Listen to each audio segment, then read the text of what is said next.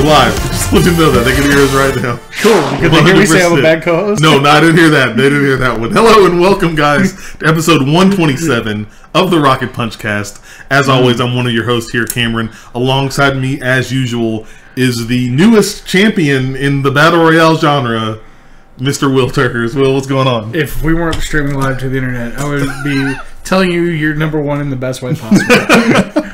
I don't know why that stopped you before. Look.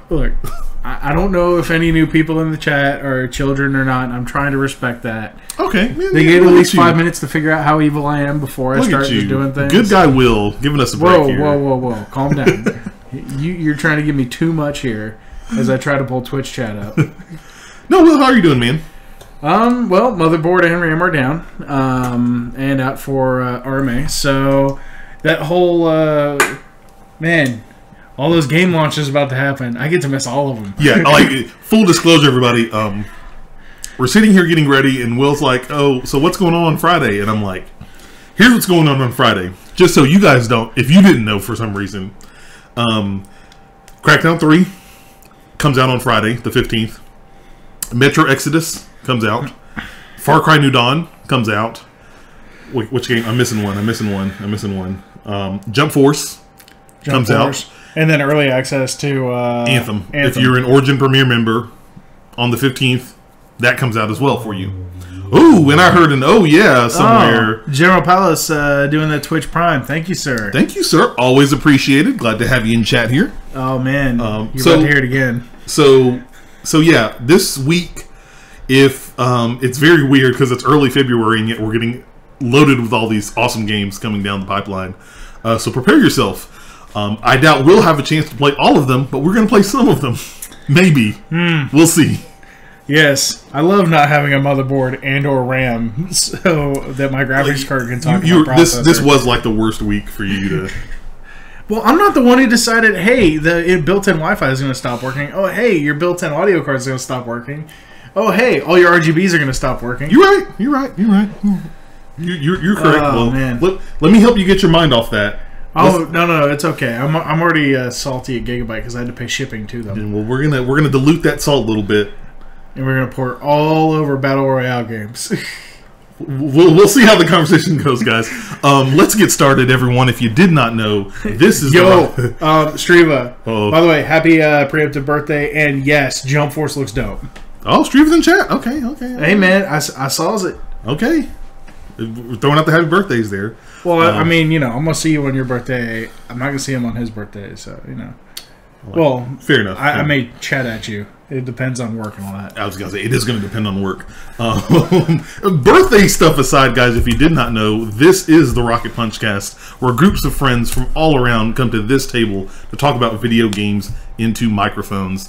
You guys, you can listen to us every Tuesday on your podcast service of choice. We're in all the big ones. Go find our RSS feed. We'll be there. You can also listen to us live as we record this show each and every Sunday at 8 p.m. Central Standard Time. You can find us right here on twitch.tv/RocketPunchLive and join in on the conversations that we have here each and every week, so you don't want to miss any bit of that. Remember, guys, if you want to know more about Rocket Punch, want to see all the content that we do, head over to RocketPunchGo.com. That is your one-stop shop for all things that we do Rocket Punch. All our videos, podcasts, streams, and more are going to be located right there at your fingertips. And of course, guys, if you want to help support the show, there are many ways you can do it. You can subscribe to us here on twitch.tv/RocketPunchLive via Twitch Prime, using your Twitch Prime sub like General Palace just did for this next month. Thank you, sir. You can also head over to patreon.com/RocketPunch. For as little as $1 a month, you can help support the show. Get cool incentives in the process. We've updated our goals to be a little bit more realistic. So if we can hit those goals there, that will definitely help boost our content creation power here in the Rocket Punch studio. Oh, you got a comment? Hit me. No.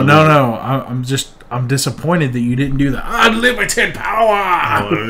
Yeah, okay. You're right. Missed opportunity, guys. No. I'm sorry. I'm sorry. No. Just going to derail this into another Star Wars meme fest. That's fine. That's fine. Well, I don't want to derail this part here. Specifically, if you are looking at our Patreon page, we definitely want to give a shout out, as we always do in all of our content, to our we're completely changing the name now. Now you guys are our producers. If you're supporting us at our highest tier on patreon.com/rocketpunch, which is going to be $10 a month, we continue to shout you guys out in all of our content. You are a producer of Rocket Punch. You are single-handedly helping us to continue to make content for you guys. So we definitely want to give a shout out to our producers here at Rocket Punch: Chuck O'Brien, Jossie Moore, Sam Sugg, Jeremy Moses, Tyler Hughes, and Steven Sanders. Thank you guys so much for your continued support. We will continue doing awesome things for you guys each and every month. Dude, just think about it, guys. You guys helped pay for these microphones. You did. That brand new MIDI board that actually works, and we don't have to like jury rig the power supply. Yeah, we're not having to sit there with paper clips through. Like, yeah, if we get the tension just right at this period. That's you guys supporting us on Patreon. Yes. So we definitely thank you for that there, as well as everybody else who's supporting us on Patreon also. Yes, most excellent. Covered that one. If you're watching us via Twitch, subscribe. If you don't have Twitch Prime, definitely click a heart and follow us here at twitch.tv/RocketPunchLive. We're one follow away from 200. Oh, one really? follow away. Just one? Like, maybe we'll get 200 followers this week. If you have not clicked the heart to follow our channel, make sure you do so. Man, I don't know if I can handle that.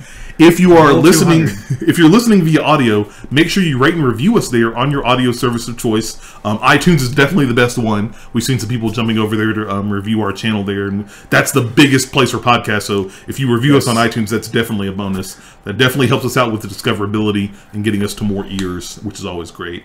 And also, of course, if you want to help support the show, make sure you head over to our Discord channel. Are you no, okay. Oh no, I'm adding something. I will link Discord in just a moment. Okay, you will. Yeah. Will's going to link the Discord channel in chat for you guys there. But if you want to learn more about our community, hang out with us, play games, we've got a lot of big initiative stuff we're just talking about before the show, planning for everybody on there. Then definitely swing over to our Discord channel to check our stuff out. Oh Jesus, was that our 200th sub? Or follow? Or follow? Is it a follow? I think it's a follow. I think that was a follow. Yeah. Yes. Let me see who it is. Oh Jesus, more people are. Bama, 10,999. Thank you so much for the follow. And I'm a Shakira-holic. That Shakira is actually really cool. I mean, I'm not gonna say no. I've never really listened to her. Hey, these hips don't lie. Will, Shakira's pretty cool. I ain't gonna.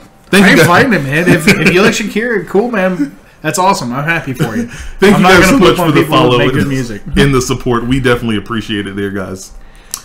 That's housekeeping out of the way. Have anything else to add on housekeeping? Otherwise, we're going to go to the upcoming events. No, let's talk about upcoming events. Let's talk about upcoming events, guys. Yeah. Let's go ahead and just delete. If you've checked our website, guys, one of the things we're doing this year in 2019, we're going to have a game of the month. We're working on trying to see if maybe we want a page for that, but each month what we're going to try and do to the best of our ability and the best of our reach, so you guys helping spread the word about Rocket Punch helps our reach a lot better, help us do more things like this. But we're going to be reaching out and trying to get content curated around that game of the month each month for you guys here. Of course, our game of the month this month is Anthem. I think we're excited to play it. Listen to episode 126. You can hear our thoughts about the actually, no, not even about that. You hear some of our thoughts there, but our Patreon members, you should be getting a bonus episode here in the next couple of days, and you guys will be able to hear our full thoughts on the Anthem and what we think about it going into the launch of the game. That's your bonus episode for February, so be on the lookout for that this week. But we've got very cool stuff. I've just confirmed a couple of things with Your Anthem. We've talked about him on the show. If you have not had a chance to check out his content, Your Anthem, a gentleman named William, he's actually somewhat close to us, a few hours away from us here, but he makes some great Anthem content. He's one of the top Anthem content creators out there. So if you are excited for Anthem at all, you want to go check out his YouTube page, youtube.com, or just go to YouTube and search for Your Anthem, Y-O-U-R space Anthem. If you guys are watching us via Twitch, in some of the news we'll talk about later, we're actually going to have a link to one of his YouTube videos, so that'll give you direct access there. But we've got a bunch of stuff that we're going to be partnering with him on, giving you guys some updates there, so you guys can kind of go ahead. Now these dates may change, but they should be pretty locked in stone right now. But on February 22nd, on the Anthem's release, we're actually going to be doing a live stream with Will and some of the guys from Your Anthem, some of his mods there, and other people kind of around his community. So that way, if you waiting for the official launch there, you can come over to hear us here on twitch.tv/RocketPunchLive and actually watch the stream with us as we jump through the game and kind of play around with it a little bit as well. I think that'll be a whole lot of fun.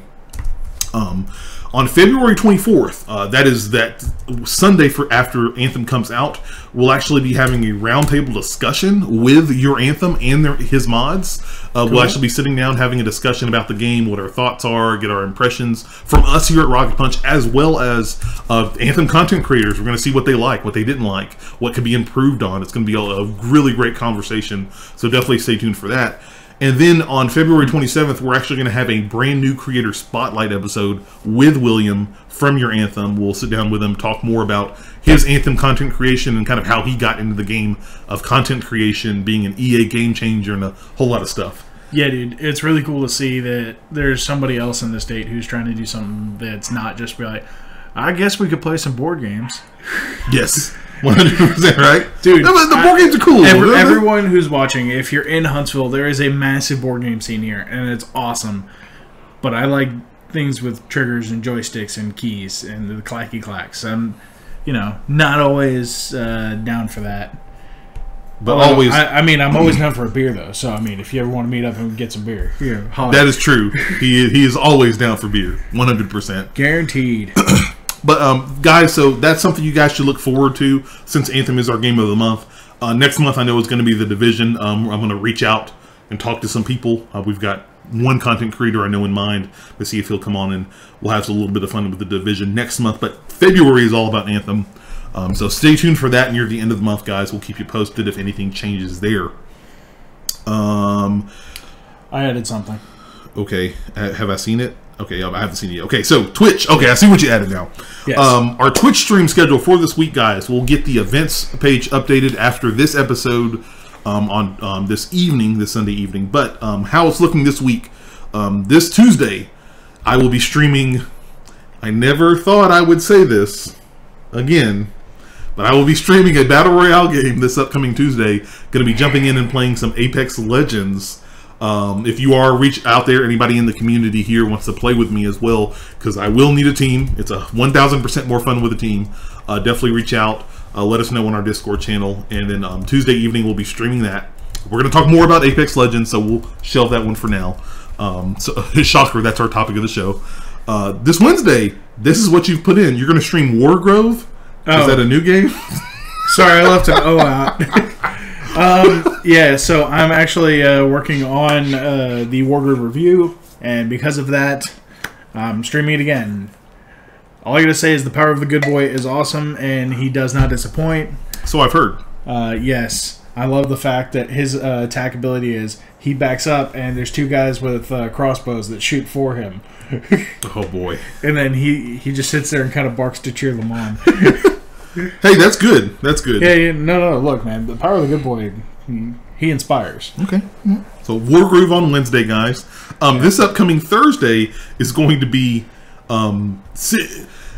early access for Anthem. Goes live on February 15th.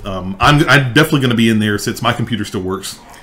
Sorry. Oh no, I may put it on here. It may look like it's trying to run Anthem on a 3DS. Don't put your laptop through that garbage. But no, it's fine. It's fine. Everything's fine. Just you see everything burning down behind me. But wait, hang on. What's Amazon's return policy? Could I get a Razer Core and then just return it afterwards? I don't know about. You'd have to look that up. Yeah. Research that while I'm talking. Because I got a 1080 Ti that could go in there. I'm just saying. I don't think the return policy is that far ahead. But this upcoming Thursday, guys, normally it's on the 15th, which is the Friday when Anthem Early Access unlocks. But since it is a global launch, I've actually done some research, and some people from the community have updated me. You'll actually be able to play that on the 14th, which is February 14th at around 4:30 p.m. Central Standard Time, our time.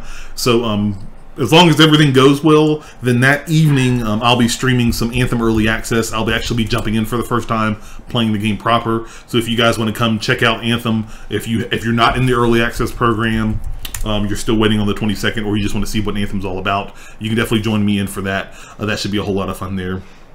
And then Friday, there will be no stream because we're likely going to see Alita Battle Angel. Yes, we are. 100% on that. We'll see how everything goes. Maybe we'll stream some Crackdown 3 later, but Alita comes first, and if it's too late, then we'll save Crackdown 3 for next week. Look, no. Battle Angel Alita must be seen first. We must support our, just anime-eyed overlords, because at the end of the day, trust me, they will take us over and then we'll kill us all. Stigainer in chat, let me know specifically what you mean by what the schedule looks like. Give me some clarification in chat there. Yeah, man. Definitely need clarification. So that's it for our upcoming events, guys. Stay tuned for that as always. Make sure you're following us here on twitch.tv/RocketPunchLive, and you're heading to rocketpunchgo.com for any information on our upcoming events and what's going on there. And also be on the lookout as well. We'll be putting it on social, but I think once we confirm details, we've talked about some of the new initiatives we're doing. We're actually going to have an online game night where we're going to invite people to come to the Discord server and play games with us. No streams, no nothing, just playing games. And also, we'll have a local meetup. So for everybody who's around locally, we're going to have a local meetup. We've talked about a couple of places there. We just need to confirm some last-minute details, and then we'll give you guys those dates later on in the month. So stay tuned on our social media sites and on our website for that information. Other than that, guys, let's jump into the next section here, which is our Table Talk. If you did not know, Table Talk's where we kind of sit down, talk about our highlights from the week, all the games we played and whatnot, and kind of our impressions on any new games that have come out. We'll also go through some of the top news items that we've seen this week in Table Talk. So let's get right down to it. Did you actually even get to play this? Play what? The overall one? Oh, I mean, I played it. We played a little bit. It looked like I was playing the Division 2 beta on a 3DS.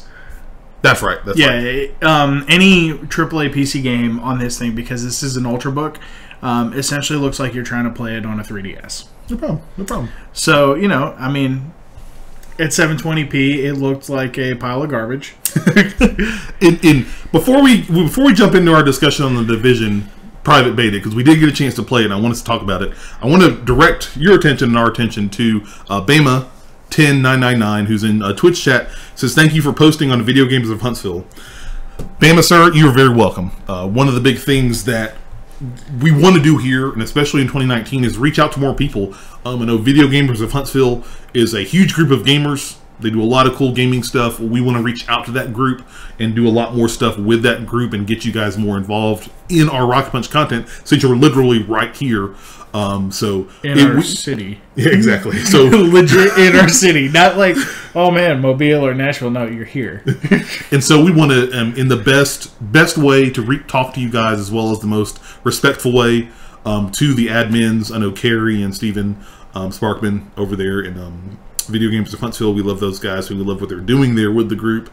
We want to make sure you guys know, hey, you've got an awesome bunch of content creators here that talk about games and geek stuff each and every week here on our website. So thank you for that comment, Bama.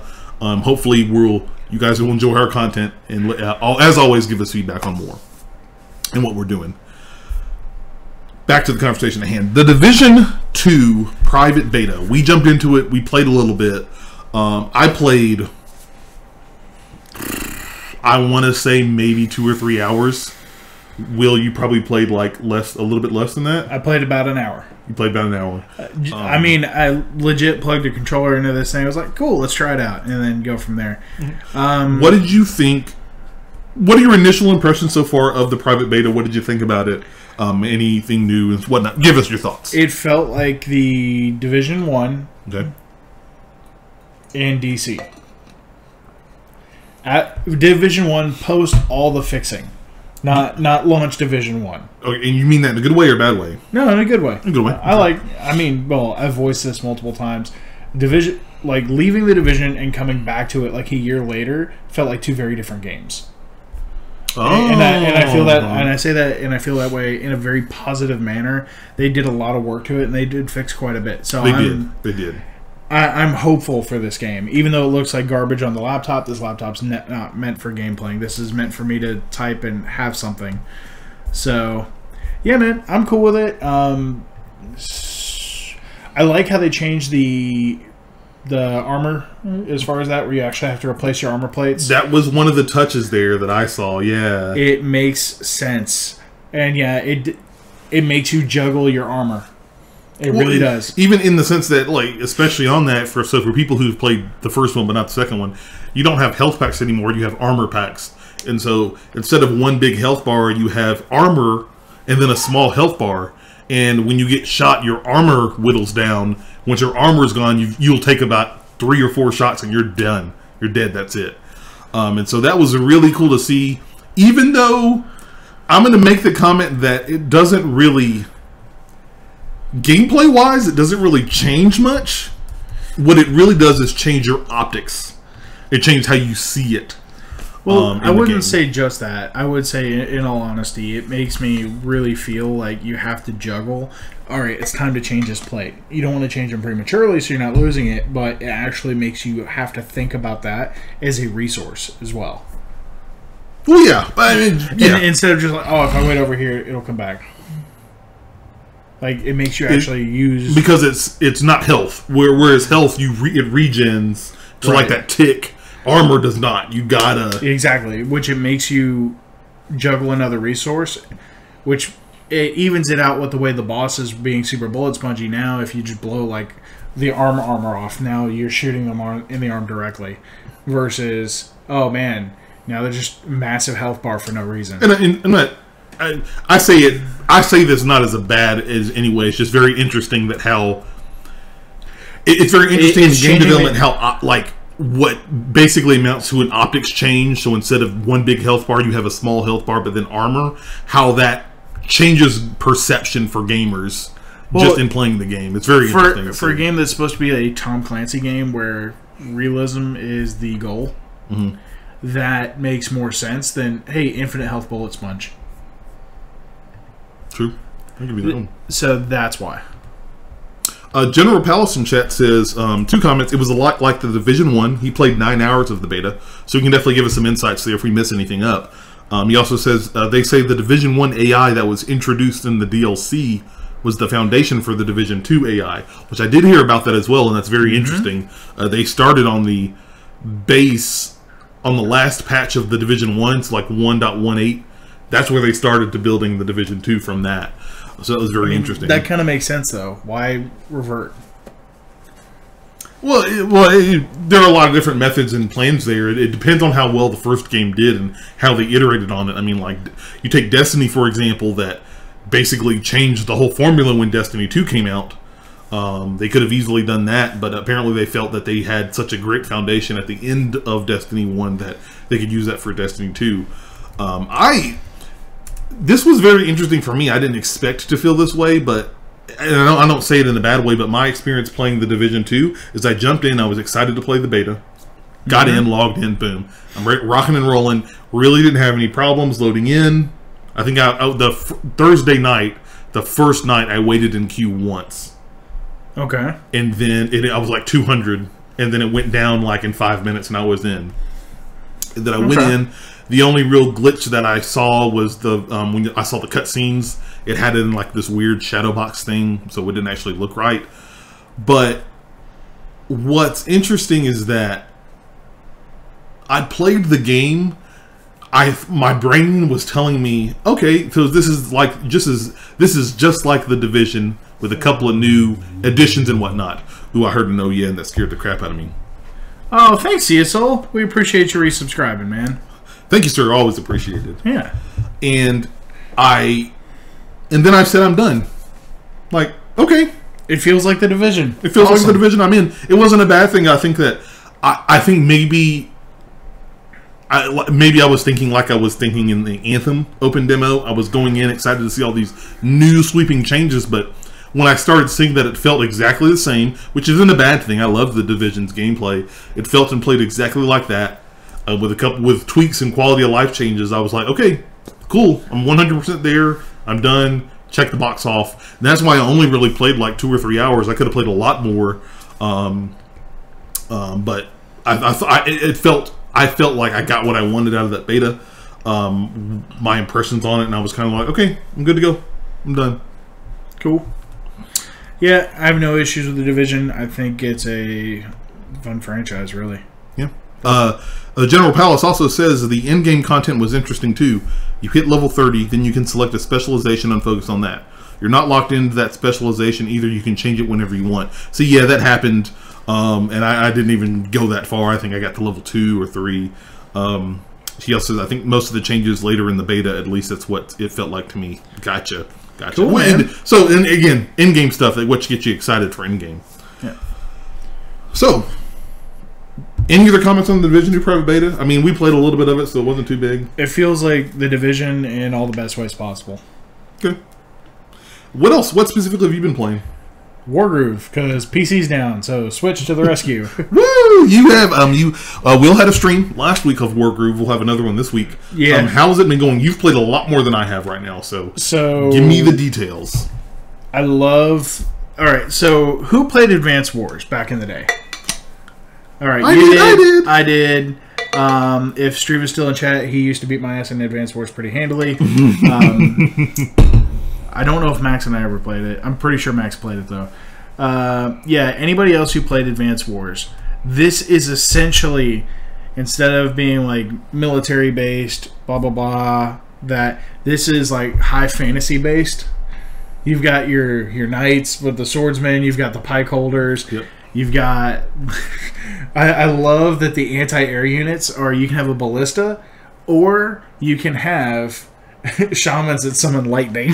Oh, really? I was That's like, great. Give me the shamans. Yeah, 100% shamans. Give it to me. So you can summon both, but yeah. No, I love that the range guys, instead of being like rifle guys, no, they're archers. You know, it's Are they elvish? No, but there's a race called the Florins, and they're tree people. Ooh, okay. So essentially, what are their names? The Ents in Lord of the Rings? Not okay. Yeah, that's what awesome. that makes me think. Okay, I'm in. Yeah. Do each of the races have like specialized units, or is it just kind of their all commanders the same have different abilities? The commanders do. Okay. Yeah. Okay. So yeah, that's the trick. Is a lot of them have corresponding units, and so obviously if you have pikemen and they've got a mounted knight, then pikemen kill mounted knight. Okay. But mounted knight kills sword and shield, armor plate guys. So all of that fun stuff. Yeah, man, no, it's a great game. It's solid. The mechanics, it's a swan song to any fan.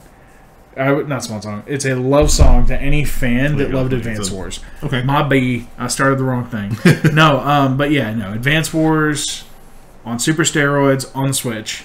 You can get it on anything, but you need to play it on the Switch because having it portable right here, like you got a movie going on here. No, I'm playing. Is it on? I think it's on PC as well. I know it's on PC. Is it on the other Xbox and? I never even looked because it didn't matter to me. I'm gonna check it out. It was on the Switch. That's what matters. The good boy is rolling over. Yeah. Okay. Yes, it does look like it is on Xbox and PlayStation. No, that's on. I saw. Look. It doesn't matter. None of it matters. It's on the Switch. It needs to be played. Yeah. Okay. Yeah, I mean it's perfect game for the Switch. It's handheld, but also it's on PC and Xbox One and PlayStation 4. So if you have those consoles and you want to get the game, you definitely have your options of where you want to get it. Well, let's be real. You should get it on the Switch. If you have a Switch, get it on the Switch. That's the only place it should be. Definitely check it out this Wednesday. We'll be streaming it here on twitch.tv/RocketPunchLive. So if you want to see actual gameplay, you can wait till this week. You can check our archive here on Twitch.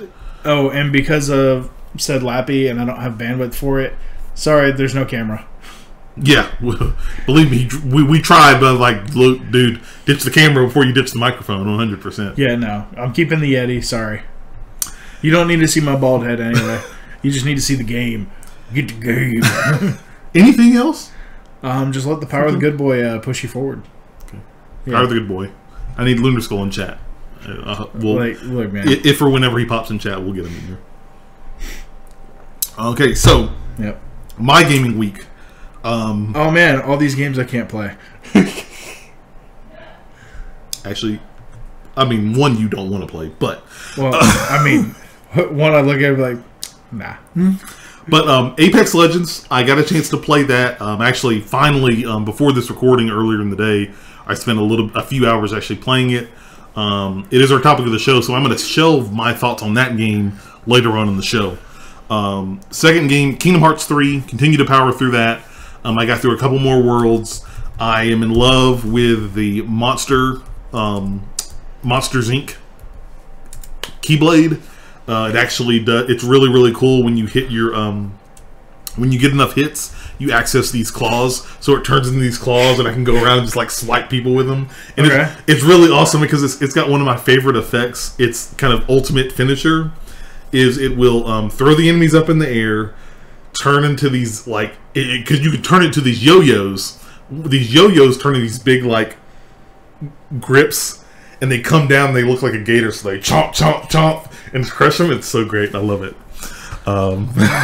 It's so good. That effect is one of my favorite finisher moves when I'm playing the game. Oh Jesus Christ! Oh God, that's scaring the crap out of me. Man, is that another sub? I think that's another sub. I don't even know anymore. All I know is I really don't want him to kill me. He's punching everything. It's the end. And so, but no, Kingdom Hearts 3 is great. I continue to have fun with that game. Hopefully, I can get through far enough. I can get through far enough of it, or finish the game to get your guys' review here as soon as we can. Resident Evil 2 review should be coming up soonish, so be on the lookout for that one. Man, RE2. That game actually looks entertaining. It is quite fun. Wait for the review. Wait for the review. You guys will hear my Here's a question. Thoughts. On a scale of 1 to 5, 1 being didn't poop yourself, 5 being totally pooped yourself, where you at? Ooh, 3? Okay, so almost pooped yourself. Just because it's Resident Evil 2, there were some gotcha moments, but it's a little bit more actiony. Resident Evil 7, however, that is 5. Like, I didn't want to play that game unless the lights were on. Like, I went in and turned all the lights on in the house. You get the lights on, you're listening to a Disney soundtrack, it's muted. And any door that was behind me was instantly like locked and taped up, so nobody could jump scare me from behind. So yes, that Resident Evil 7 is scary as hell. I love the game. The other game that I played, the last one. Okay, let me stretch here a little bit for this. A game that I've talked about for the better part of almost 2 years. It's been in early access. Oh, has it been that long? It's been almost 2. I think like a year and a half. Almost 2 years. It finally came out from early access this past week. I was super excited. I streamed it on Twitch here last week. Astroneer is finally out. And boy, did they change that game greatly from when I was playing in early access. Look, I own the game, but I can't play the game. It's on PC.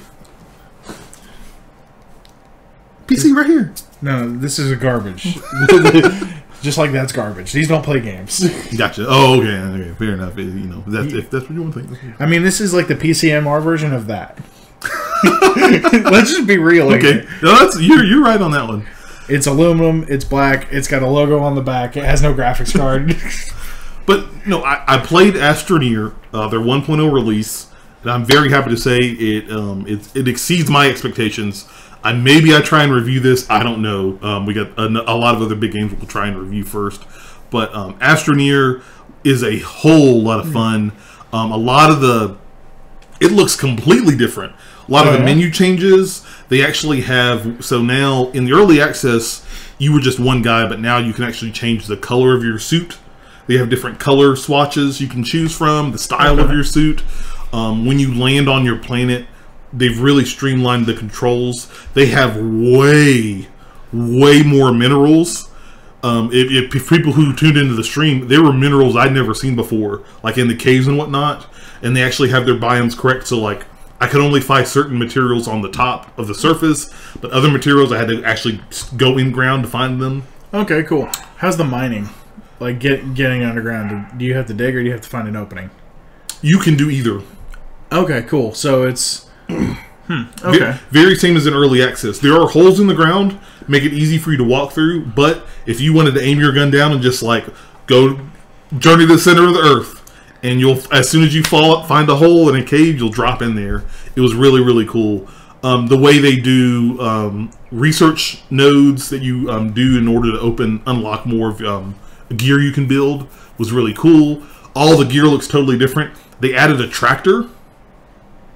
There's like, imagine a tractor like with the big front on there. Oh, no, that is in the game. I'm imagining what's in my backyard right now. So can you get a green tractor and spray paint deer on the side? I don't know if you can color it. Look, I'm not sure if you put the deer on the front. That's a little copyright infringement. I'm not sure we can get that far. All I'm saying is that's what's in the backyard, so that better be in the game. But I made a tractor, and I actually just got the trailer, so I can actually start getting minerals and stuff. So I'm going to start, literally, I will be farming minerals in these games. 100%. Got everything set up. How Stig says, what a tractor, I'm sold. Yes, it is one of the first vehicles you can get. It is 100% awesome. The spaceships look so different. Everything looks cool. Everything is smooth. It runs great. I didn't have a single bug like I did with the early access games did. I love this game. It's one of my favorite games. I'm going to be talking about it probably all year. I'm going to be continuing to play it all year. But definitely, if you have not checked it out, Astroneer. It's on PC. And it's all it should have a 1.0 release, yes, on Xbox One as well. So definitely, if you have any of those platforms, it's like a much cooler, stylized version of No Man's Sky. So if you give it a shot, definitely check out the archive, watch videos. I enjoy that game very, very much. You should definitely check it out. Let's see. Those are all the games I played. That at least I want to talk about right now. Let's jump into, unless you got anything else, any other highlights? Not that I can think of. No, okay. I'm good. Then let's jump into the news, guys. We've got some of the top news items we want to talk about, kind of touch on real quick before we get to our topic of the show. Let's start with number one. Well, actually, before we even get started, we've got 3 news items here on our list. Also have a required reading. I'll let you guys know about that because it was very interesting me running around across this article. But 3 news items. Number 1, Activision-Blizzard employees brace for massive layoffs. Yeah. We talked about this before the show started, and it kind of sucks. Yeah, it does because, well, all I gotta say is I hope it's not on the Blizzard side. Because, you know, we have a long-standing obvious statement of love for them. But, yeah, I don't want anyone to lose their jobs. So it's not good. Sorry, guys. But I'll read a little bit of the story here from it's from Jason Schreier over at Kotaku. Quote: staff at the game publication Activision-Blizzard are preparing for big layoffs next week, waiting to see who will become one of the potentially hundreds of employees who could lose their jobs on Tuesday. There's been no official news from the publisher yet, but we first heard word of upcoming layoffs late last year. At the time, Activision and Blizzard staff told me they expected the axe to fall in February, and I started hearing more and more rumors earlier this week, with whispers suggesting that the layoffs would happen ahead of the publisher's quarterly earnings call, which is on Tuesday, February 12th. Employees across all of Activision's offices have been kept in the dark as they wait to see what will happen. Some say they're pretty sure they're safe, others say they fear they will no longer have jobs next week. It's a pretty lengthy article. There's a lot more detail that goes in there, guys. Just giving you guys the kind of header there. Definitely swing over. If you're listening or watching, let's put that link. Can you put that link into the Twitch chat for them? Will be putting the links in there in Twitch chat as we talk about them there. And then if you're listening via audio, we'll have them in the show notes for you to go reference. But no, this sucks. I mean, most of the people I know in our community and out there, they've basically said the same thing. They're hoping that more of these cuts come on the Activision side than Blizzard. I just think it sucks either way. Regardless of what you want to think about Activision, they do make great and incredible games. They make Call of Duty, which is always an awesome game. As long as they have single player. Whoa, man, what are you... I'm clicking your links to get things ready. Okay. An ad just popped up. I was like, what are we playing here? And it's literally an ad for T-Mobile and Ariana Grande, so I have no idea what's going on there. Apparently everybody's like, oh, get your celebrities, endorse your carrier. Of course. No, but they gotta make money, man. Well, I'm not pooping on that. I'm just saying, it's like, get your celebrities, endorse your carrier. Nowadays? But no, what are your thoughts on this? You know, gonna be honest, man. I think it's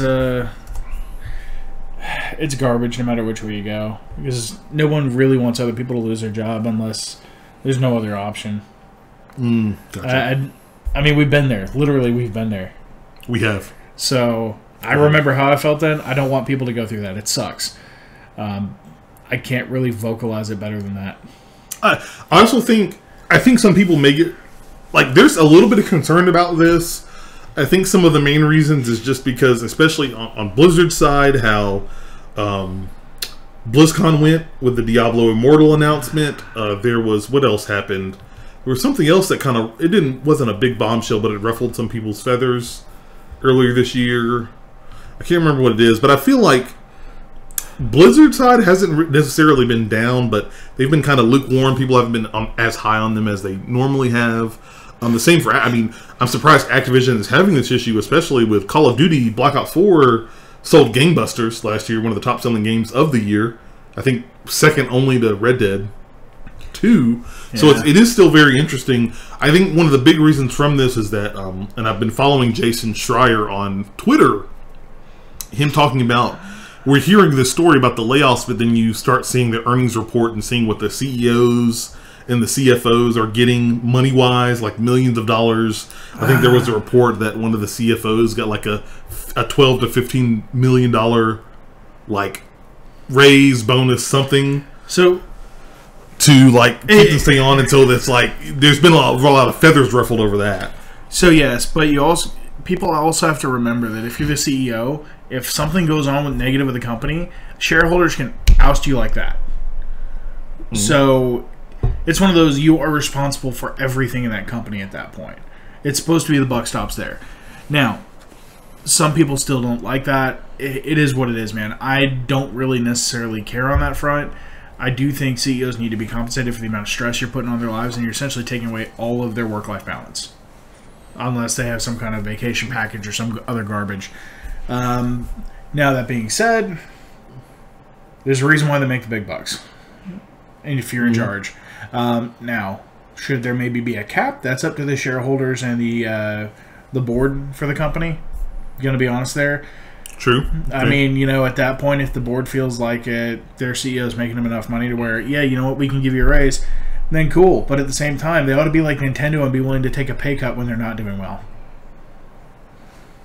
Good guy, Nintendo. Always coming through. All I'm saying is that when they were doing bad, Iwata and the whole management team for the Wii U and the 3DS launch, and well, actually the entirety of the Wii U, they cut their pay in half so they wouldn't have to fire their employees. So, and that was the entire executive team for them. So, you know what? You know, I think the people higher up need to be a little more flexible in their pay, and they need to be willing to give up when they're not doing as well because of their own decisions. Interesting word. Okay. My thoughts are, if they're doing well and they're doing a good job, compensate them. If they're not doing a good job, cut their pay. Okay. Words of knowledge here from Will. I don't know if that's words of knowledge, but and CSOL in chat says, I've only ever met one CEO of a big company. He was BS crazy from the stress. I thought he was going to have a heart attack on the phone with me one time. Yes. Yeah, so. See? That's why they're paid a lot of money, because they're literally sacrificing mental health and work-life balance. Yeah. It's interesting. I always like hearing those different facets. And that because most everybody is, of course, on the story of, oh, but the employees, well, yeah. Like they could have taken that $15 million and paid these employee salaries 10 times over, blah, blah, blah. Yeah, and so, but financially, Overwatch made $1 billion. In that time, they were like 35-something% of all of Activision's profit. So you got to think, Mike Morhaime deserved probably a bonus for that. He's doing okay. He wasn't. He was on the list, but he wasn't top. I think it was the Activision side that was getting like the $15 million. Yeah, big bucks. Yeah, notice how Blizzard was near the bottom. Also, who is the CEO or president or CEO king? Who is that guy? That's one hell of a title. CEO, king. That's the company's name. I know. That's a hell of a title. I'm the CEO king. It's like, wait, what? You better have like people with trumpets following. I was like, they have to have the trumpets following. Story number 2. Anthem's post-launch content has been detailed. This story is coming to us from GameStop.com. Make sure I'm getting the author right. I want to give credit where credit is due. Who's the author for this story? Steve Watts on GameStop.com. They basically, Anthem's update roadmap has been outlined, plus BioWare shares in-game details.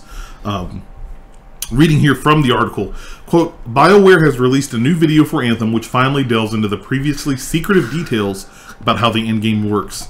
As you may expect, your freelancer will be able to delve into extra hard challenges to continue scoring better and better loot. You can watch the video below on the article.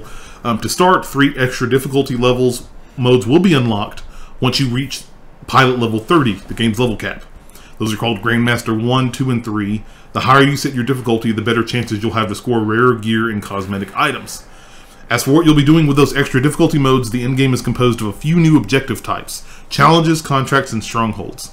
Contracts are specialized missions you take on by talking to NPCs, and they improve your faction rep and unlock new blueprints.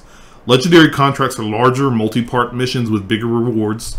Challenges will award you with coins and crafting materials, while strongholds are team-required missions with some of the biggest rewards. We'll have that link as well for you guys in chat, so you guys can reference that article as well. Excuse me. The other thing that they mentioned about as well is they actually, in that article, they have images of kind of how their launch content is going to go throughout the year. So kind of what they've detailed so far, and I'm just reading it. You guys can check out these pictures as well. The game launches on the 22nd officially for everyone. Starting in March 2019, they have Act 1, Echoes of Reality. That's the one that's named right now. They also have Act 2 and Act 3 listed as well, but we don't know any details on that, other than those are coming, I'm sure, a couple of months down the road later this year. But they did also detail Act 1, which is starting March 2019, called Echoes of Reality. They listed the updates: Update 1, called Evolving World; Update 2, called Stronger Together; and Update 3, called The Cataclysm. And at the bottom, it's really cool. They list out all the new stuff that's going to be coming in this act. New events, quality of life improvements, new rewards, expanded progression system, new strongholds, guilds and leaderboards, new missions, and something called The Cataclysm, which we have no idea what that is. We still don't know much on that there. People are suggesting it could be the raid tier content that people have been talking about for Anthem. We'll find out. What are your thoughts on this? We talked about our thoughts in our Patreon bonus episode that Patreon members will get to listen to later on this week. But just hear the post-launch content. Does this make you happy that they have a plan? I know some people have been like, oh, we haven't heard much about a plan. Does this make you feel any way? I mean, if they didn't have a plan, they wouldn't be releasing a game. Good point. 100%. I do like that they're vocalizing said plan. Yeah, I mean, with everything going on, it's cool. I don't know if I'm going to like this game, if I'm going to hate this game. I'm kind of on the fence. So I'm doing the EA Origin Premiere thing, and if I like it, cool, I'll buy it. If I don't like it, well, it was a game. Well, we don't have much to wait. Because guess what? The game that truly matters, The Division comes out in March. It does. It's like a month from now. It's like mid-March. I think it's the 15th or the 19th, one of the 2 days. I can't remember. So we'll be excited to play that. Yeah, there's plenty of looter shooters coming out this year. Whoa. Ruru 2. Cataclysm didn't kill WoW. I enjoyed Cata. I enjoyed Cata quite a bit, actually. Don't. Let's not start. I love Cata. I don't care what these people said about the dungeons are too tough. No, I loved 5-man content. I want difficult, crazy as balls 5-man content. But that's also at a period in my life where I was working and playing WoW, and that was basically my life. It's not healthy. It wasn't healthy. That's why I don't do that. Now we just work and do Rocket Punch, which is more work. But it's fun. It's rewarding. Oh no! I'm just saying we switch from like work and WoW to work and more work. Yeah. But no, I think that. Well, I mean, Ruru too. When you can be a prot warrior now and solo the old raids, it doesn't matter. That's true. I just roll in. Hey, what's up? Oh, you're dead. Oh, it's a shame. I appreciate a lot of the post-launch content details that they listed. It's really cool to see. Glad that they, of course they've got a plan. I figured they had a plan because I've been following them so closely. Some people apparently didn't just assumed, oh, you don't have a plan. Of course they're going to have a plan. Oh, you pasted what I already put in there. Okay. We get it twice. You get it twice. But it was really cool to see them list out everything. It does get me more excited. I think at this point in time right now, I'm more excited for Anthem as opposed to the Division 2 because the Anthem is new. Especially after playing the betas. It's also very much Iron Man Simulator, yeah. And I think that it's not a knock on Division 2. I think that Division 2 is already high on my list and I'm ready to play that. But Anthem is something new and different in that same vein of looter-shooter style play. And so I'm really excited to play that. I'm really excited to kind of get in with that community and try all the new missions and stuff. And the big thing I'm super excited for is the loot in the Max-Min system. I don't know. My brain is by the way, so jacked on that. We need to upload the things so certain things are available later tonight on the store. Okay. Yes, we will talk about that. Yes. We gotta figure that out. I forgot about that. We'll tweet that out later. Oh man. Yeah. But also, what we've put in Twitch chat as well, kind of an ancillary. It's an ancillary, but another addendum to this story. As well as for people in Twitch chat, as well as listeners, if you find it in the show notes, your Anthem. Since we are talking about Anthem there, he put up a great video detailing, going in as much detail as we know possibly right now. He has actually talked a lot about the end game for Anthem, goes in a lot of detail. If you are confused about the end game for Anthem, you can definitely watch this video, see what he's talking about, get a much clearer understanding of what to expect in end game that we know so far. So definitely give the click a link, check it out. Yeah, I watched it; it's very awesome. You give the link a click. Yep, that's what you do, right?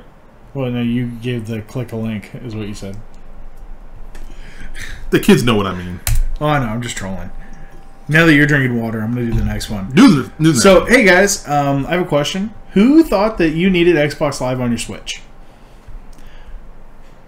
I mean, yeah, we all need Xbox Live on the Switch. Their online is garbage. Luckily, Microsoft is going to be answering our prayers, question mark. Sure. The Verge has a big old piece over here, and it's literally Microsoft is getting to release an important software, or an SDK, software development kit, that allow game devs to integrate Xbox Live into any titles that run on PC, Xbox, iOS, Android, and Switch. Notice what's missing there. Yeah, the one platform from Japan that's not willing to work with others. Yes. But they don't really matter if everyone else is connected. It was true. No, but it's kind of cool. I can't wait to see more about this. Honestly, I want an official announcement, but if they're willing to put 2 billion devices on their network up from 600 million, that is an absolute crap ton. I mean, this was spotted because they found a Gamer Developers Conference session leak. Yes. Detailing this. Very interesting. A lot of people in our community, as well as online, have asked the question if this is somehow related to the xCloud initiative for their game streaming service. They would be a fool to not have this if they want xCloud on everything. I just can't wait for the whole idea of, man, I can just buy this Xbox controller, pair it to my phone, and while I'm on lunch, playing Xbox, guys. But what's very interesting is that if this is the case, that Nintendo Switch is allowing this to happen too. I would figure. Why wouldn't Nintendo allow it? It's more hardware units sold, and if you have a Switch, who's not going to buy Mario? That's true. I guess if anything, that's more of a point for people to buy the Switch over the Xbox, because you just do the xCloud on the Switch, so you get all the Xbox games, and you get all the Marios, the Zeldas, and the Smash. And it's just very interesting that, from a business side, it's very interesting that you would allow that to happen. Now, that's if this xCloud thing is what they are doing Xbox Live for. Look, if they do it, they will literally turn everything into a game console except for the PlayStation 4. But it's a game console. That makes no sense. I know, that was the point. 100% 0 cents. I'm joking, saying everything becomes an Xbox. No. But it's showing that Microsoft is making bold moves. It makes me still stand by my firm belief that the next generation, I think Microsoft is going to be the front runner, hands down, unless Sony shows me something. Based on right now, if I had to make a choice, I'm going full Microsoft. Well, yeah, of course. I mean, especially from what we've seen. I mean, I still want to get everything confirmed and see what their next-gen system looks like. But oh, I know. I mean, I'm just saying if everything is the way it is, and Sony mums the word, and they're just going to keep, we make a console, you buy the console, you buy the games, and it's the traditional method, I think they're going to lose and lose hard. Yeah. If Microsoft executes on the plans they're making, then yeah, it's going to be definitely putting Sony behind the 8 ball with the PlayStation brand. And we'll see how PlayStation Now has worked out. It started rough, but apparently it's been working, doing well. They've got pretty strong numbers. I think we read that thing a couple of months back that it was like, as far as subscription services, it was the highest revenue generator of all subscription services, but like double digits. It was ridiculous. I'd have to pull the numbers up, but it was. I never saw that. So if that's the case, I'm impressed. I was shocked that was the case. There. Yes, Halo Atlantis. Yes, we do need Master Chief in Smash Brothers. He needs to be a DLC. If we can get Joker from Persona 5 in there, I want the Chief. It may happen with this deal. You never know. You never know. You need the Chief, and then I want Kelly from Blue Team. Kelly.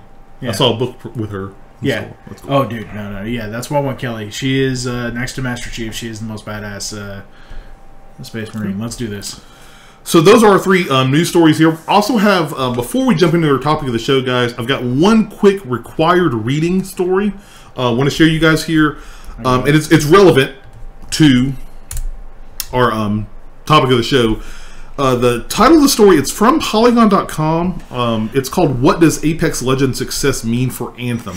And it's by Michael Futter at Polygon. It's a very interesting take. I definitely suggest giving it a read in the sense that it talks about Apex, because one of the things I forgot is Apex Legends is from Respawn. Respawn is owned by EA. Yep. Guess what else is also owned by EA?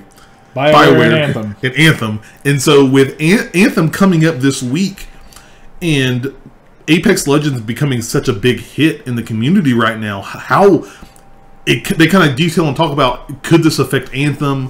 What does it mean for Anthem? Could it mean less people are heading to Anthem? Could it mean more people head to Anthem because they're back in that EA ecosystem?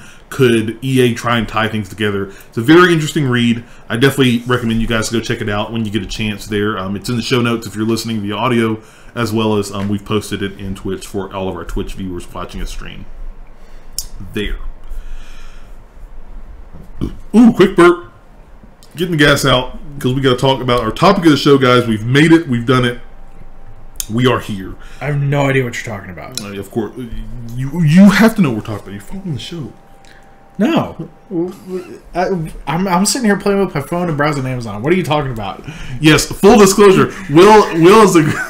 Will follows along, but he's an awesome multitasker in the fact that he also I'm seriously considering buying a Razer Core right now. He's on Amazon checking a Razer Core like, man, I really want to play this game. Well, they got a 30-day return policy.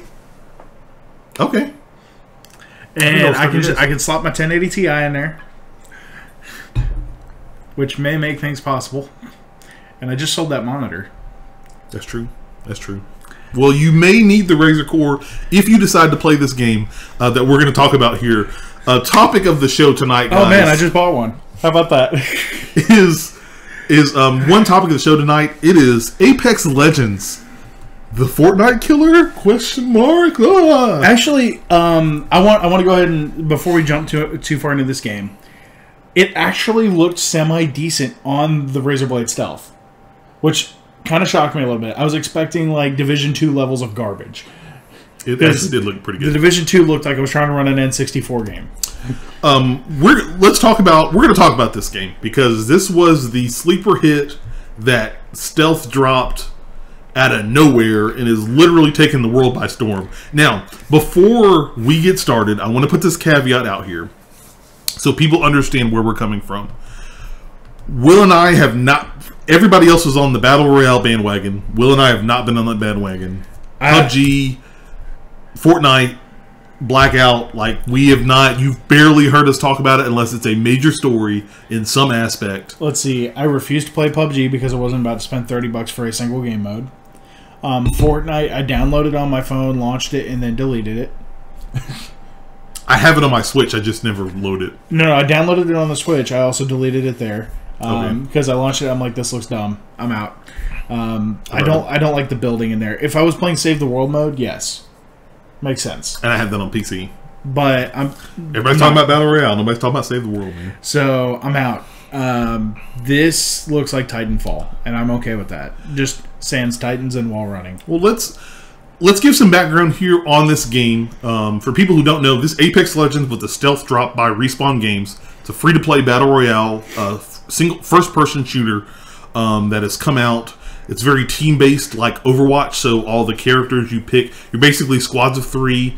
You each pick a character that has special abilities and whatnot, and you basically, it's a Battle Royale. You drop on the map, you go kill the other people, you become a champion.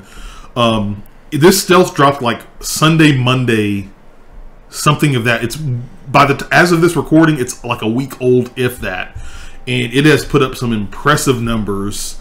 I'm going to read directly from the article we have referencing this from The Verge by Andrew Webster. As of its release, Apex Legends hit 10 million players in just 3 days. I'm going to read a little bit here. Developer Respawn believed it was, quote, putting a lot on the line with the surprise launch of Apex Legends, but it looks like the decision was the right one. Just 3 days after launch, the game has reached 10 million players. Fortnite, in comparison, took 2 weeks to hit the same milestone. Oh, wow. Quote, we knew it would be risky to take the franchise in this direction, to go free-to-play and do a surprise launch, Respawn CEO Vince Impella wrote in a blog post. But we fell in love with Apex Legends and needed other people to play it too. In addition to the overall player count, the developer also says that Apex has already reached 1 million concurrent players. Apex Legends is a free-to-play Battle Royale game set in the Titanfall universe, and it's a game that mashes together elements of some of the most popular online shooters. It features Overwatch-style hero characters, along with the core gameplay of Fortnite and PUBG. Notably, it also requires players to squad up in groups of 3, though it includes a number of accessibility features so that you can play it without voice chat. There. And that's basically the article. So, and this is interesting numbers because I think if you were following this at all, when the game first released, within like 8 hours, they had 1 million players. Yeah. Within 24 hours, they had 2.5 million players and 600,000 concurrent people on there. Now, there's something interesting also going along with this because they confirmed they're still working on Titanfall 3. Mm-hmm. Which is awesome. You know what else they've also been talking about that they're still working on? I just shared the link. Jedi Fallen Order. It's supposed to be out this fall. Yes, that hasn't changed. That is still on track for this fall. Right. So how many teams do they have in Respawn? That's got to be a massive studio then. If they've got 3 games about like that. It's a pretty big team. Yeah, it's like, dude. So I bring that up to say these aren't some young bucks out of nowhere either. Yeah, no. It is. What's also interesting about this, I read the story yesterday. Apparently there was a story out there that Apex Legends has helped Titanfall 2 numbers. Oh, really? People have been jumping back into Titanfall 2 because of Apex Legends. I mean, it makes me want to go play Titanfall. But I see this and I'm like, oh man, I got Titanfall on the Xbox. I could go play that. If I look on Twitch right now, Apex Legends is over Fortnite for concurrent viewers. Right now, as of this recording, Apex Legends has 316,000 viewers. Normally, it floats around the 300,000 to 500,000 range. You want to know a big help on that? Ninja flipped. Yes. Ninja went to Apex. Ninja's been playing Apex Legends. Fortnite is down. I've never seen Fortnite that low. It's at 138,000. PUBG is... Where's PUBG? 12.9. Oh, wow. I'm sorry. It's actually like below WoW, Hearthstone, Realm Royale, and Overwatch. Yeah. It's crazy. Okay. Yeah. And so I want to sit here and... Number one, I want us to talk about our experience. Full disclosure, I have played maybe a couple of hours of the game so far. Will has literally played the tutorial.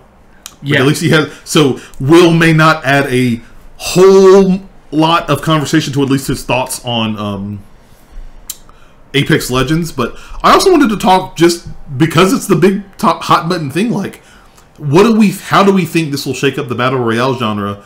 And could this make other games like Fortnite and PUBG and other Battle Royale games obsolete now with how big this game is growing? Like, remember, 10 million, it took Fortnite 2 weeks to hit that.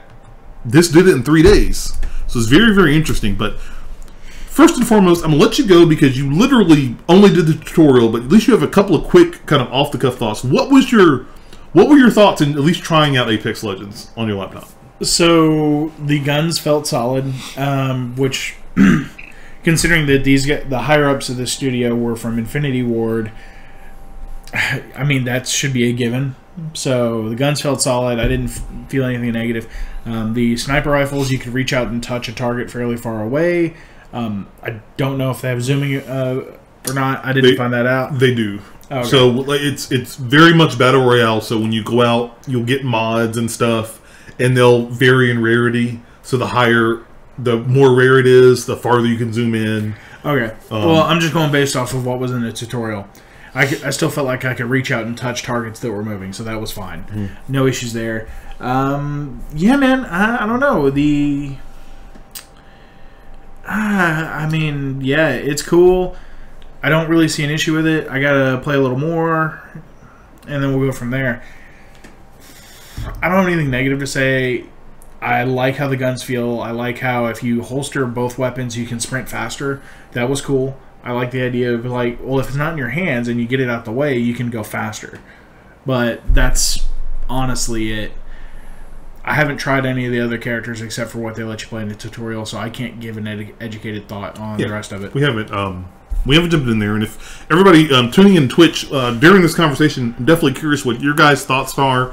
Who's played Apex Legends? What your guys' thoughts are on the game so far? My opinions, my thoughts so far. I've played a couple of hours with it. It was gracious enough that JW Moses, one of our members in the community, jumped in. We played a couple of rounds earlier today before this recording. I got a chance to actually sit down and play with it because I wanted to play with it. This was very weird. This game got announced. I was sitting in here and I watched a little bit of the trailer. I think I was somewhere else and I just happened to miss the announcement trailer. And I'm like, this is from the Titanfall universe. Huh, this is interesting. And then when I saw it was free to play, I was like, oh, okay. Barrier to entry is literally nothing. Let me jump in and try it out. I have gone on here. We have both talked on here about how I do not understand the Battle Royale genre. I like Fortnite, but I like Save the World. Tried Fortnite Battle Royale, couldn't get into it. I haven't even tried PUBG. Like, the game was broken, and I gave up on it. I heard the 1.0 is still kind of broken. So yeah, I'm not touching that. Haven't even tried Blackout at all.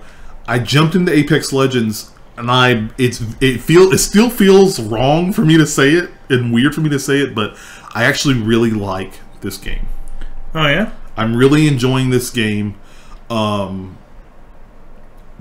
time that JW Moses and I played and having this game, the communication was great. Some of the cool things, I think one of the few things that's helping me out with this game is the fact that it is the Overwatch style characters where you actually have classes and each character is unique. It's okay. They got the Reaper Deep in there, I heard. Yes, of course. All except it's a chick this time. It's Banglador, I think. Okay, but did she go around going Reaper Deep? I haven't even played her yet. The characters that I've played, Lifeline. She's one of the supports there. She actually pulls out a drone that if you members can get close to it and heal themselves. Okay. And then her ultimate is that she'll call down a support box that you guys can get equipment for. Okay. The other person I played briefly today was Wraith, so she can. Be warned, I'm going to reference a lot of these characters to Overwatch, like Moira, her little teleport. Okay. She basically has that teleport, so she can you hit the left bumper and she can swing around, so she'll disappear. You won't be able to find her.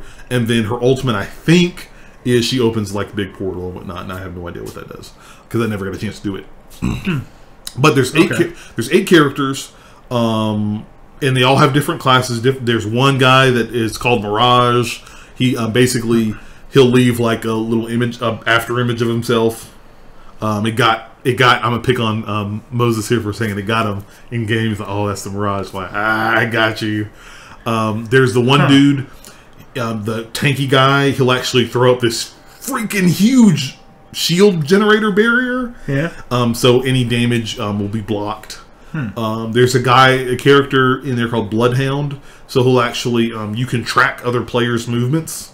Okay. So if you want to see where people have been, you can track their movements to see if they're close or far away, which is pretty cool. A lot of cool things like that. Rurutu asks in chat, what is the matchmaking system in Apex? Completely random or skill-based? I have no idea. I want to say it's completely random. I'll take that back. I think they do take some skill into account, because there were some matches that when you load into a match, it'll show your team of 3. Then they show the champion team. I guess who's based on stats is the best team in that group. And they're generally they've played about the same amount of games that everybody else has in reference. But I do think for the most part, Naruto, that it's completely random. I don't think there's too much skill calculation going in here with that. But that being said, I had a blast. I had fun going around. It felt like Titanfall. It's the Titanfall universe, so all the guns and weapons are from Titanfall. I like the class-based system. One of the cool things that you can do in the game is, and you saw it here in the tutorial, if you go down, of course your teammates can help revive you, but if you're completely dead, they can take your banner, and there are these respawn points layered throughout the map, and they can go to a respawn point once they get your banner and load you up and bring you back into the game. Now, if you're smart as a team, you find those points and you camp the hell out of them. Well, that's true. It's kind of like figuring out where all the in any of the other games where the weapon crates are. No, here's the deal. There are a lot of them. There are a bunch strewn throughout. Okay. So you get somebody with Bloodhound, and you build a team around player killing. Okay. Oh man. Ooh, vicious. I want to play with you. I want to see you. I'm going to kill these guys. Camp the respawn point. Yeah, you need a couple people with snipers, a couple people up close. But we had fun. Moses and I got the first match we played. We got second best team. The other team got us there. I think we had a third person who was a rando, and I think he ran off and kind of put us at a numbers disadvantage. Otherwise, we probably could have won. But I had fun. I didn't expect to have fun in a Battle Royale game, but it has been a while since I've played one. I gave it a shot. I like the first person. I think that's more preferable to me. I like the Overwatch style class-based system. I like one of the cool big things a lot of people are talking about around this game is the ping system, to where even if you don't have comms, they have a very kind of one-touch system where you can point at stuff with your gun and say, oh, there's an enemy over there. Oh, there's a weapon. Oh, there's an item. Come pick this up. It was used a lot in game. Okay. So for people, even when I went up with other random people, everybody was using the system, and it was very clear and concise. They have a lot of different things you can tell people, how far an enemy is away. You can mark enemies. You can tell them, hey, pick up this specific item, whatever it may be. Go over here. It was really, really cool to see, and so I'm really impressed. I was rather impressed with this game, and I can see why it's kind of picked up steam, and really why it's pulling a lot of people away from Fortnite and PUBG and other Battle Royale games. Rurutu in chat says, I kind of wish their characters weren't just generic bro shooter cliches. I didn't feel like they were super bro shooter cliche. I think Overwatch is more on the nose with their character archetypes than... They're more on the nose, and it's more tongue-in-cheek. Yeah, than Apex Legends was, but that's me. That's my thought on it, Urutu. But no, it's free to play. You should definitely check it out. It's on all your major systems. Apparently, they've got a roadmap and everything. They've got a lot of plans for this game. The one thing that does make me happy, though, is that they are still working on Titanfall content. I really, really, really want Titanfall 3. I love Titanfall 2. So if they are making this concurrently with it, then I'm okay with that. But Eurogamer has a thing about the roadmap. Let's see. I'm gonna go ahead and put that in the chat there. Rurutu says, "Nah, I'm still not allowing EA games in my house." Ooh, man, you're a tough customer there, sir. Tough customer. I don't know if I could ever live in your house. I'm sorry. I still like some of the old Star Wars games that were BioWare before they were BioWare EA. I like some BioWare, man. You like Knights of the Old Republic. That's what you're talking about. Both of them, yeah. So the next question on here is, how do we think this game will shape up the Battle Royale genre? Do you think that And then the other one kind of mashed it in here. Do we think this could make other games in the BR genre like Fortnite and PUBG obsolete? I think PUBG is already becoming obsolete. We talked about this earlier, and that's one of my concerns too with the game, because so we also got to wait and see if this is a flash in the pan, or if this is a ongoing, like, no, this just took Fortnite's spot and they're now the king. Yeah, 100%. I know it's taken a huge slice of Fortnite's pie. It's, as we saw on the Twitch numbers, it's PUBG up. Nobody even talks about anymore. Unless you're on Xbox, apparently, because they have a publishing deal. Ooh, it's on PlayStation too now. So. Yeah, well, still, you know what I mean. Oh yeah, but I think, funny enough, people may be saying that Fortnite is the one that's going to hurt the most from this.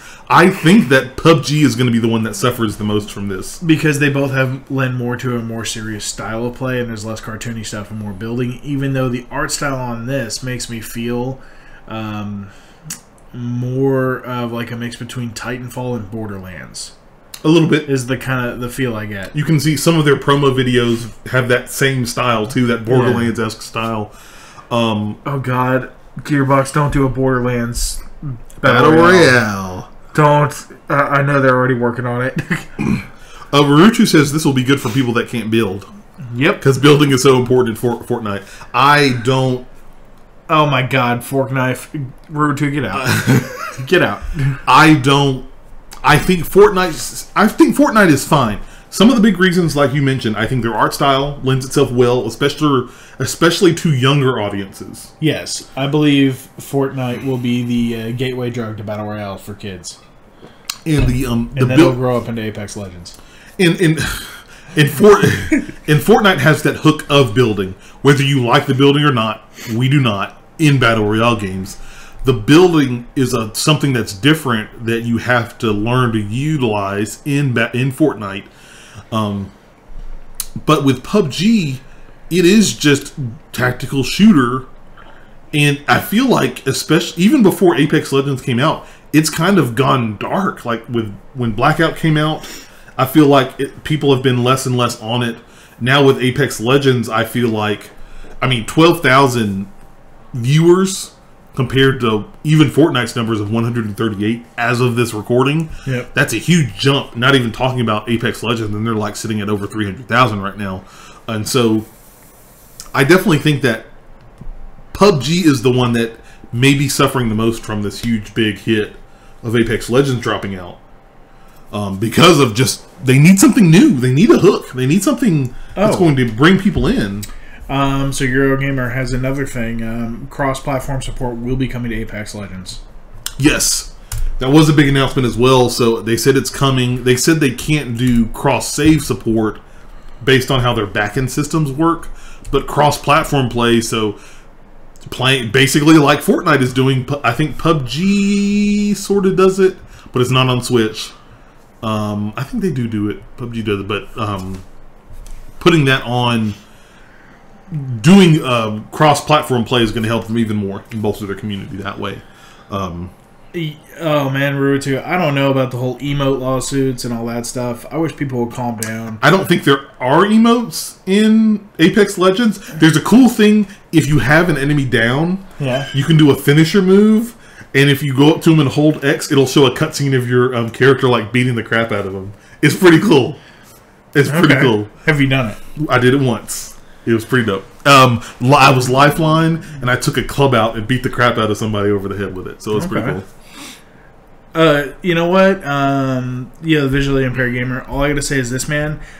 If something is not on the Switch, it's not a real game at this point. Will from Rocket Punch. If it ain't on the Switch, it ain't real game. If you ain't first, you're last. To quote Ricky Bobby. Yeah. All right, if you ain't on the Switch, it ain't a game. But no, I think that this game has come out of nowhere, and here's a question, and I think we, especially us as kind of critics of the Battle Royale genre, could maybe answer a little bit more in depth. Yeah. Do we think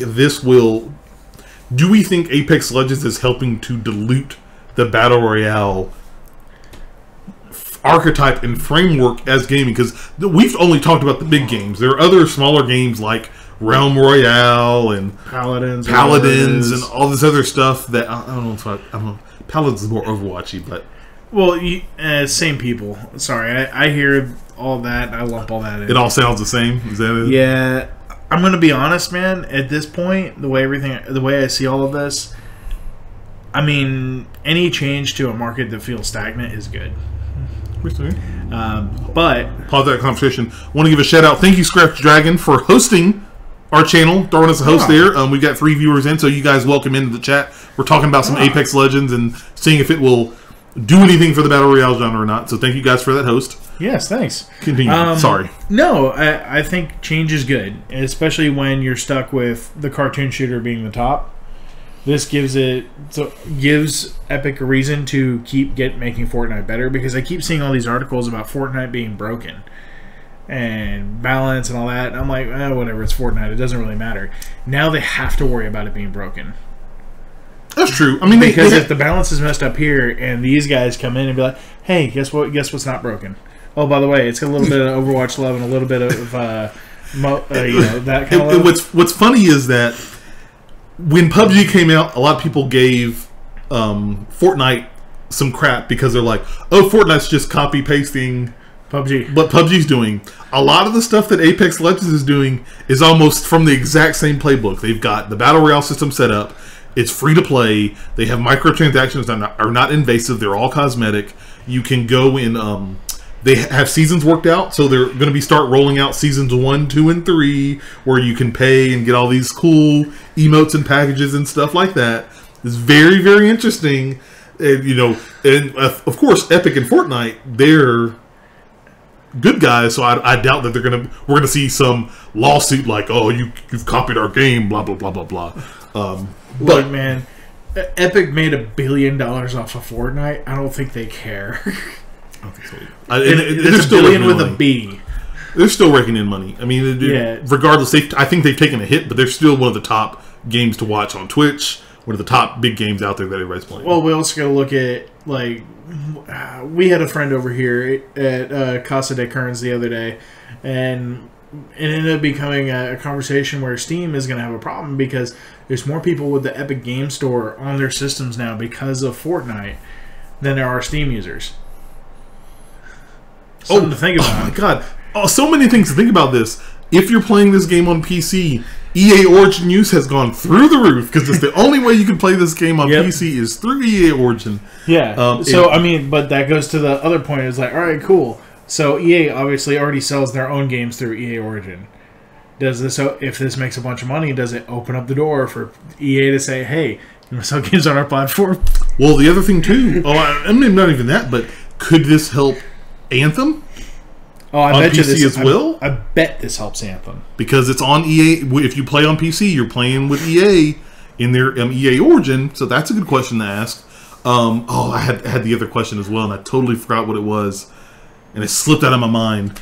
And like that, you've lost me. Yeah, man. Basically, but no, it's very interesting to see. I'm curious how this is going to end up in the long run. Is this another Fortnite? Is this the Fortnite killer? Is this the one that's going to leapfrog Fortnite? Is this something? This won't kill Fortnite because Fortnite can be played on your phone. This can't. Oh yeah, that's true. Good point. Good point. It can be played on the phone. It can be played on the Switch. I mean, right there. Could this kill PUBG? I think this is a better chance of putting PUBG in the dirt finally, where it's been kind of limping along. So. Yeah, that scrap with Fortnite really hurt PUBG, and this is gonna just be kind of crazy.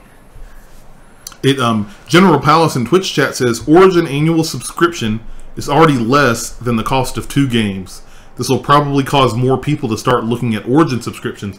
That's true too. Wait, but do you get anything in this game other than like the initial stuff when you sign in if you have Origin Premier? If you have Origin Premier, there's like 180 games in their backlog that you can access. No, I get that, but I'm saying as far as this though, as far as Apex Legends, no. Well, so I guess just the initial like credits they give you. Oh yeah, you're an Origin Premier subscriber. They don't have gun any skin in that. Yeah, I don't think they chat. everybody listening, you can correct me on that. I don't think there's any tie-in between Apex Legends and Origin Premier subscription. So. Oh, guys, Halo Atlantis is in here saying it's better than Call of Duty. Whoa, snap. Oh, considering the heads of this company left Infinity Ward over Call of Duty kerfluffles. Shots fired. General Palace says he's going to check. Even I'm going to pick on J.W. Moses again because I played with him today. I talked to him about the game, and he actually came up and said he thinks he likes playing the game better than Fortnite. Considering I never really desired to get into Fortnite, I would play this game. Yeah, 100%. And so, again, so very interesting that this game is... Here's what it is. It's got just enough sci-fi in there to pull me in instead of cartoon fantasy stuff. Plus less flossing. I'm so guys. I need to go ahead and I need to get in a soapbox. I am so sick and tired of seeing all people doing the Fortnite dances at work. This is killing me. Literally, half of my staff. Stop. Sit down. Half the staff of the that I work with. I literally looked up the other day, and half of them have a song playing, and they're all dancing Fortnite dances, and they were teaching each other Fortnite dances. I was just like, oh my god, I need to end this. So, yeah, please, no. Okay. I see the flaws again. I just put my head like, oh god, no. Is this what we've become? Oh man, it is so bad. And I know these dances were dances for other things before that, but literally, I see this from all of the Fortnite craze that's been going on because where I work, on lunch breaks, people are playing the heck out of Fortnite. Mobile. Yeah. I mean, this game. Yeah, I'm gonna be real, man. I'm gonna be that old guy who's like, get off your phone, get a real console like the Nintendo Switch or the 3DS or the Vita. Rip Vita. No, rest in peace. Rip 3DS. Actually, it's a dead console walking. Yeah, I'm just a matter of time. I mean, they have so many great games on that system too. No, I still love my 3D. I still have my 3DS. I'm not giving that thing away. Way too many good games on there. No, between my 3DS and my Vita, I'm going to be set for a long time. Plus, that's where all my Persona games are at. Rutu says mobile gaming worse than filthy casual. I mean, it's sure if that's how you want to play it. Rutu, that's how we want to. All I gotta say is, Rutu, if you got me on Twitter, you'll see my reply to at Darth Turner earlier today, and I think that tells everyone right there. No, but I think that... Oh, apparently you get exclusive... Oh, thank you, General Palace. Okay. Yeah, he did the Lord's work, and he helped us out here. Thank you, General Palace. Always awesome member of the community. I will share with everyone. You can thank General Palace. So if you have Origin Premier, you get exclusive Apex Legends cosmetics with Origin Access and EA Access. So if you're on the Xbox and you have EA Access, you also get the same thing. Wow, and you get Apex coins. Yeah, you get Apex coins. You get some snazzy... Oh, this is funny. Okay, so you get the gold PCMR. It's gold, of course. I like gold. Of course. And then you get the Xbox Green skin on your gun there. Look, nobody cares about that. Give me them gold. Well, you saw my reply to Darth Turner earlier today. Just like the long flowing locks. Yes, PCMR, baby. But oh man, it's so good. Apex Legends. I'm actually in a weird way, and I still feel weird about playing it, but I like the game. I think even to other people, I would definitely recommend at least giving it a shot. Play through the tutorial, which is very quick. It takes about 5 minutes. Yeah. Play through a few matches as well. I do not have any intention of playing other Battle Royale games, but I've had a really good time with Apex Legends, and I'm going to be playing a lot more. I'm playing more of it. Definitely giving you guys more in-depth thoughts on it as well. Hopefully between all the other games that I have to play this month and more. But I'm curious now. I'm with you, Will. I think we definitely have to watch and see how this plays out. It's only been out for a week. But again, the fact it has 10 million members on there, it's already at over 1 million concurrent players. Mm-hmm. How is this? What is this ripple effect? I thought about my other question, my other hypothetical. Okay. Could this affect how Could Apex Legends success affect how Epic Games approaches the Epic Game Store?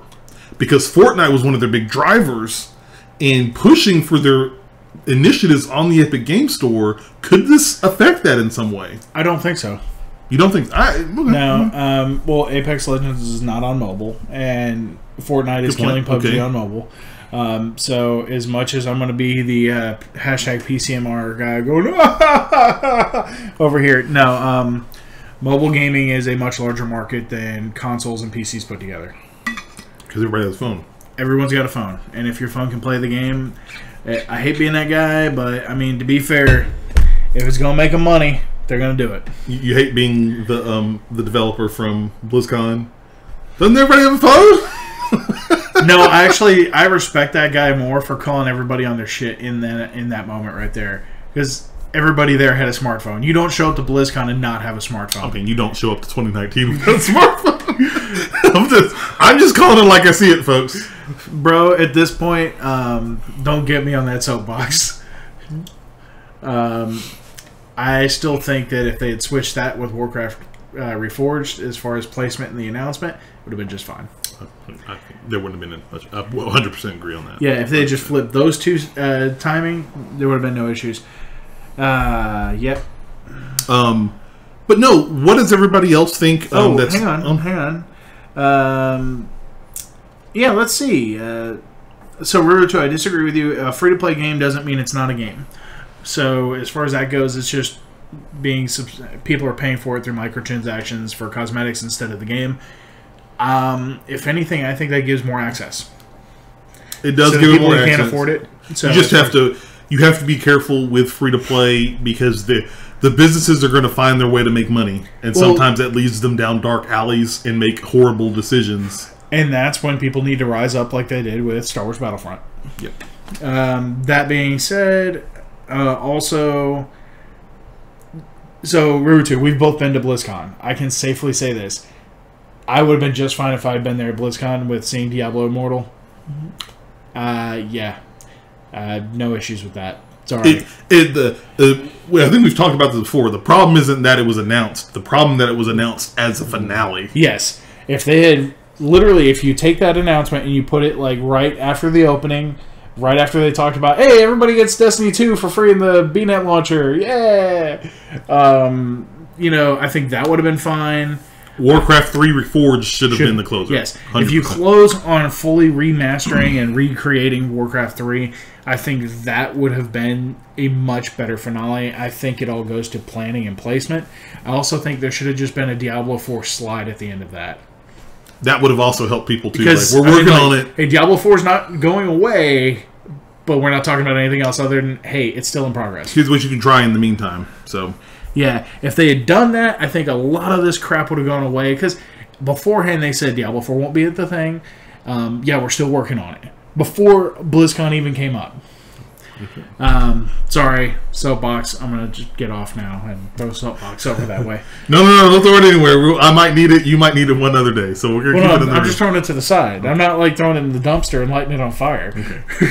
Whew, good. Please, I don't want to get another one. You know how hard it is to get those things. What, dumpsters? Soapboxes. Oh, I'll go get some pallets and just duct tape it together. It'll be fine. That's true. Sure. But no, everybody listening, everybody watching in Twitch, what do you guys think about Apex Legends, about it kind of shaking up the Battle Royale genre? Do you think it's shaking up the genre? Do you think Fortnite has something to be concerned about? Do you think PUBG has something to be concerned about?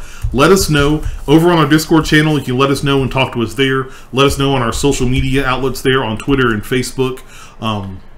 Hit us up at rocketpunchgo.com. You can go to our contact page. Let us know what you guys think. We're definitely curious to hear what your guys' thoughts are on that there. But anything else to add on the conversation? No, I mean, if we're going to talk about free-to-play games, look up Warframe. It's actually kind of cool, and you get to be a ninja. Hey, ninjas play free. Oh my god, you remember that? I do. It's one of the awesome taglines they had on there. But guys, with that being said, that is it for episode 127 of the Rocket Punch Cast. Remember, you can head over to rocketpunchgo.com to check out all of our content. Patreon.com/rocketpunch. You can help support the show by heading over there, get some cool prizes in the interim as well. You can subscribe to us here on twitch.tv/rocketpunchlive. Click that heart to follow the channel. or you can subscribe to us there with your free Twitch Prime sub. That would definitely be appreciated. We always appreciate all the support we get there, guys. But other than that, thank you guys so much for joining us for another week here. Be on the lookout for our event scheduled. We'll be playing a bunch of games this week. We've got a lot of cool content coming for our Anthem, our game of the month. So definitely be on the lookout for that later this month with your Anthem. Check out his channel. But with that being said, thank you guys so much. We'll see you next time.